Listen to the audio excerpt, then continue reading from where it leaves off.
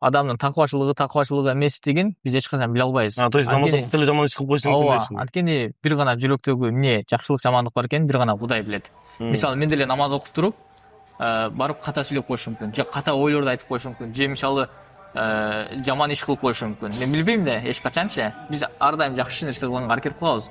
Бирок иногда мисалы кокустук болуп, мисалы вечеринкалар чыгып атат туурабы? Анчамча арабтар яхталарда вечеринка кылды, орус кыздар, украин кыздар сорукталып калып кетиптир депчи. Ал жерде деле так маалымат жок. Именно кайсыл жактык араб. Араб десе эле биз именно ООН элестете беришет көпчүлүгүчү, анткени бай мамлекет болгон үчүн.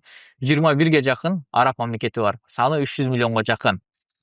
Бир саудиялык араб жаман иш кылып койсо, ал бардык арабтар жаман деген сөз эмес.